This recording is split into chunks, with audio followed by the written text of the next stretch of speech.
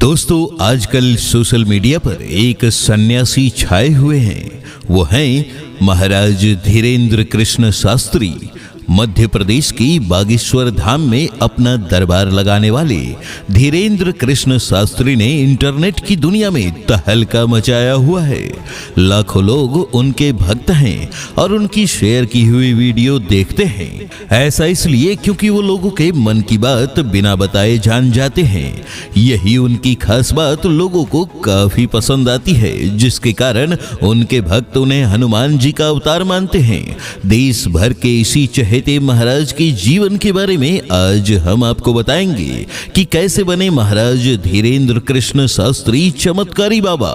नमस्कार दोस्तों, मेरा नाम है मनीष और आप देख रहे हैं आपका अपना चैनल MK अपडेट्स। महाराज धीरेन्द्र कृष्ण शास्त्री का जन्म, उम्र, परिवार एवं शुरुआती जीवन। धीरेन्द्र कृष्ण शास्त्री का जन्म 4 जुलाई 1996 को मध्य प्रदेश के छतरपुर जिले के गड़ापंज गांव में एक ब्राह्मण परिवार में हुआ। उनके पिता राम कृपाल गर्ग और मां सरोज गर्ग हैं। उनके घर में उनके दादाजी, उनकी एक बहन और एक छोटा भाई भी है।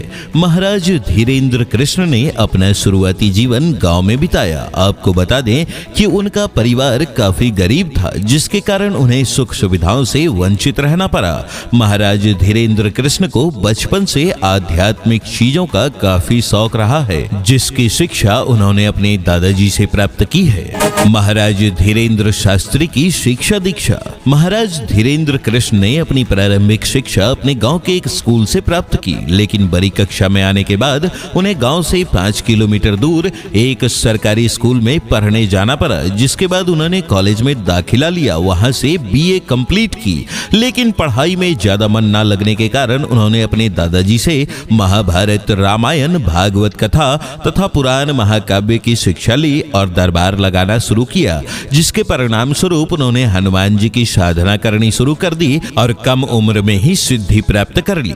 महाराज धीरेन्द्र कृष्ण शास्त्री के गुरु।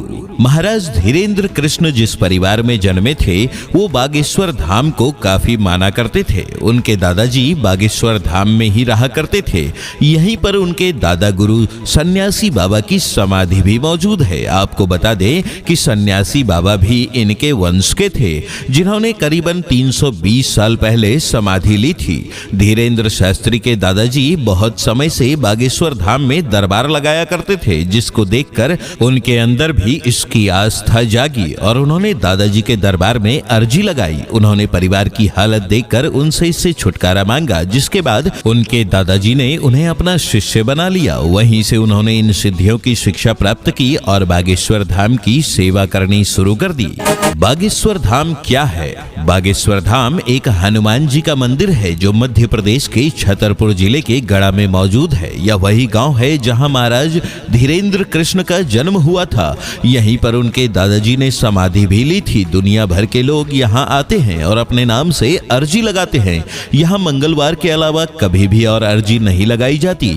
मंगलवार का दिन अर्जी के लिए इसलिए चुना गया है क्योंकि ये दिन हनुमान जी का दिन होता है। आपको बता दें कि जो लोग भी यहाँ आकर अर्जी लगाते हैं वो एक नारियल को लाल कपड़े में बांधकर जरूर लाते हैं। ऐसी मान्यता है कि अगर जो कोई भी इस नारियल को उस मंदिर में बांध कर जाता है, उनकी मनोकामना जरूर पूर्ण होती है, जिसके कारण लाखों लोग यहाँ मंगलवार को नारियल बांधने आते हैं। यहीं पर लगता है महाराज धीरेन्द्र कृष्ण शास्त्री का भव्य दरबार, जहां आकर लोग अपनी समस्या का समाधान पाते हैं। बागेश्वर धाम के टोकन क्या होते हैं? अगर कोई व्यक्ति यहाँ दर्शन के लिए आता है तो उसे इस बात पर गौर करना चाहिए कि यहाँ पर सेवा समिति की तरफ से टोकन जारी किए जाते हैं। अगर आप पहली बार मंदिर में दर्शन के लिए जाते हैं तो आपको एक टोकन लेना होगा, जिस पर आपका मोबाइल नंबर और आपके नाम की जानकारी दर्ज होगी।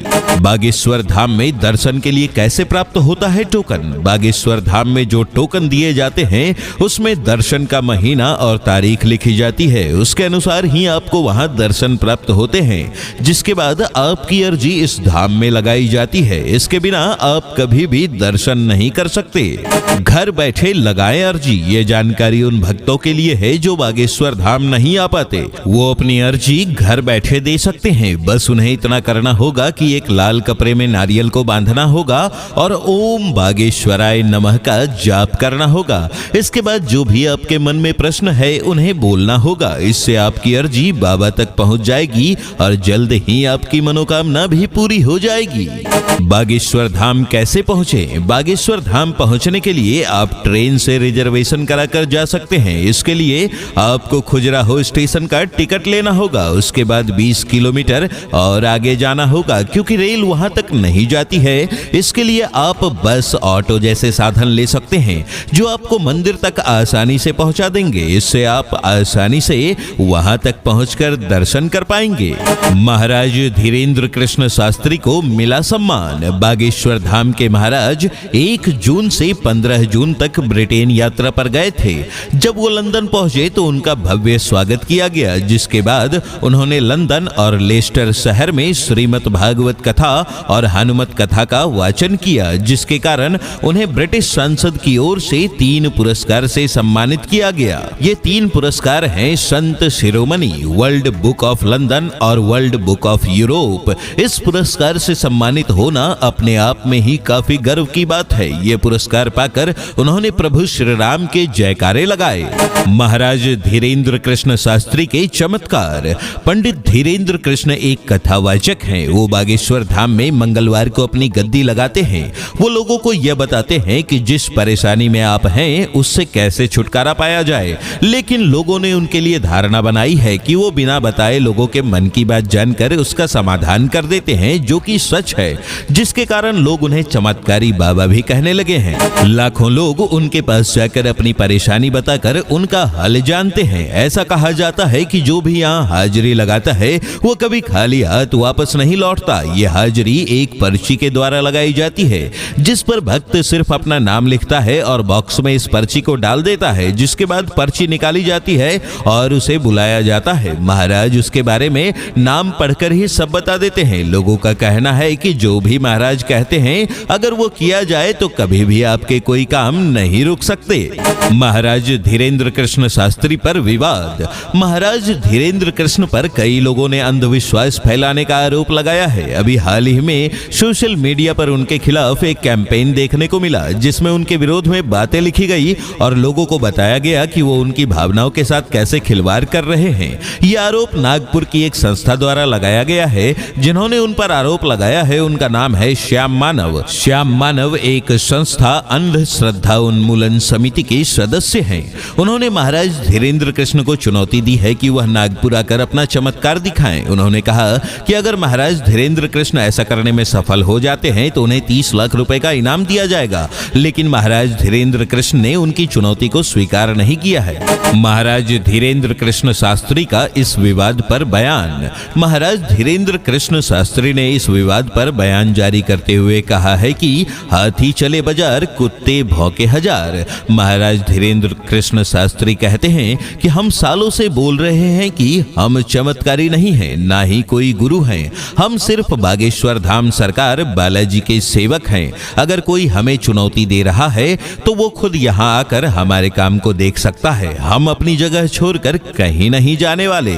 तो दोस्तों, आपको हमारी यह स्टोरी कैसी लगी कमेंट करके जरूर बताएं। और अगर आपको हमारी वीडियो पसंद आए तो चैनल को सब्सक्राइब करें, वीडियो को लाइक करें और अपने दोस्तों के साथ शेयर भी करें। धन्यवाद।